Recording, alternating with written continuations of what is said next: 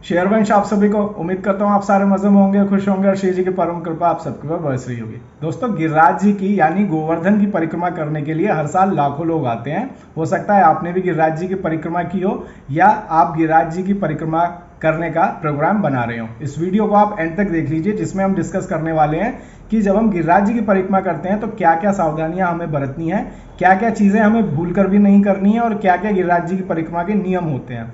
बहुत छोटी सी वीडियो है और आपके बहुत काम की वीडियो है। वीडियो में आगे बढ़ने से पहले आप सभी से रिक्वेस्ट है, अगर आप स्पिरिचुअल भारद्वाज को सब्सक्राइब करना चाहते हैं तो सब्सक्राइब कर लीजिए ताकि हर अपडेट वीडियोस आपके पास जल्दी आ जाएं।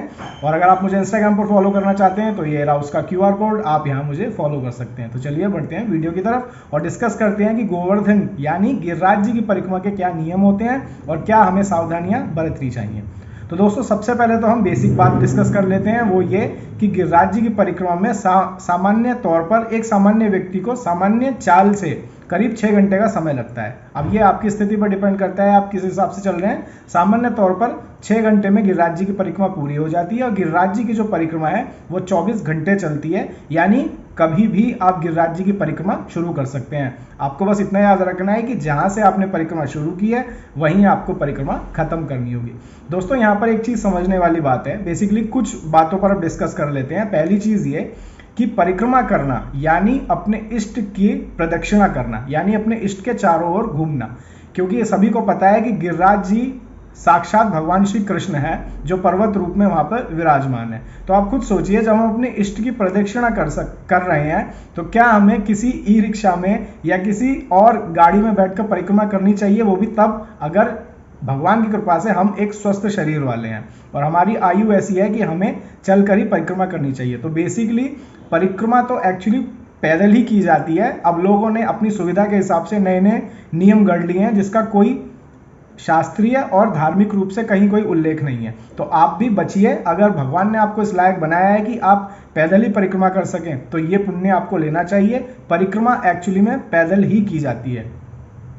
दूसरी चीज आपको याद रखने वाली वो ये है कि परिक्रमा आप जब भी करें, चाहे आप वृंदावन धाम की कर रहे हैं, चाहे आप गिरिराज जी की कर रहे हैं, चाहे आप बरसाना की कर रहे हैं, हमेशा नंगे पैर करें। आप खुद सोचिए, आप अपने इष्ट की प्रदक्षिणा कर रहे हैं तो क्या आप जूते चप्पल पहनकर परिक्रमा करेंगे?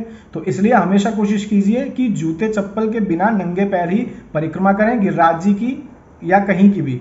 हालांकि बहुत सारे लोगों का ये सवाल होता है कि हमारी स्थिति ऐसी नहीं है या हमसे नहीं बनेगा नंगे पैर परिक्रमा करना, तो इसका ये सॉल्यूशन है कि आप लेदर के बिल्कुल भी चप्पल जूते इस्तेमाल ना करें, यानी चमड़े के बने हुए चप्पल जूते आप ना पहने परिक्रमा के दौरान, और ऐसे चप्पल जूते पहने जिन्हें पहनकर आप कभी भी टॉयलेट या बाथरूम ना गए हों, तो फिर भी ये ठीक रहेगा।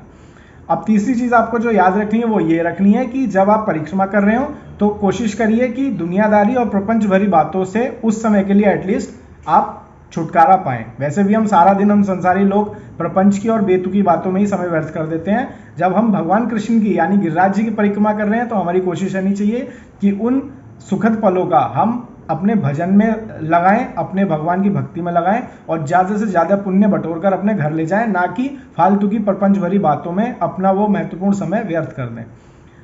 अब जो चीज़ें आपको ध्यान रखनी है वो ये याद रखनी है कि जब आप गिरिराज जी की परिक्रमा कर रहे हैं तो ये चीज़ याद रखिएगा कि अपना शरीर पहले से ही पवित्र कर लें, यानी नहा लें। तो इसलिए आपको ये ध्यान रखना बहुत ज़रूरी है कि गिरिराज जी की परिक्रमा करते वक्त आपका शरीर शुद्ध अवस्था में होना चाहिए। इसलिए पहले से ही आप अपना टॉयलेट वगैरह निपटा लें, आपको कुछ खाना पीना है तो वो भी खा पी लें और अच्छे से पवित्र होकर अपनी गिरिराज जी की परिक्रमा शुरू करें।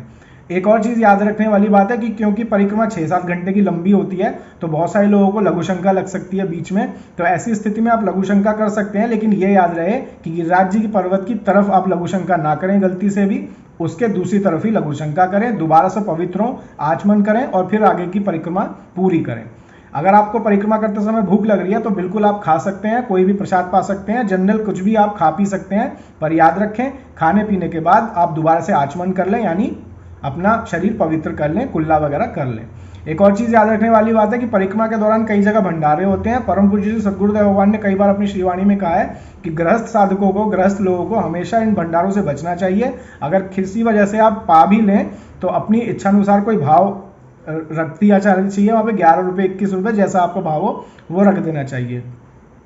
तो इस तरीके से आपको ये कुछ चीज़ें आपको ध्यान रखने वाली हैं कि गिरिराज जी की तरफ कभी भी कुल्ला मत करना आप, बिल्कुल। मान लीजिए आप परिक्रमा कर रहे हैं, आपको थूकना है तो गिरिराज जी पर्वत की तरफ ना थूकें। तो ये कुछ इस तरीके की बेसिक जानकारियां हैं, जो नियम और सावधानियां हैं, जो हर व्यक्ति को पता होनी चाहिए। हमें इस बात को समझना चाहिए कि भगवान श्री कृष्ण ही साक्षात गिरिराज पर्वत है, और ऐसे में हमें हल्के में ना लें अपनी उस परिक्रमा को।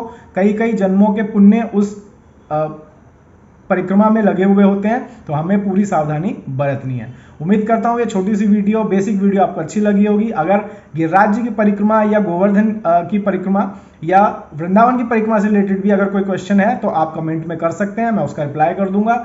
और अगर इसके अलावा भी कोई और क्वेश्चन है तो आप बिल्कुल मुझे कर सकते हैं। इंस्टाग्राम पर भी आप मुझे अपने कमेंट भेज सकते हैं। जल्दी मिलूंगा आपसे एक नई वीडियो पर, नए कंटेंट पर। अपना ख्याल रखिए, मुस्कुराते रहिए, शेयर मच।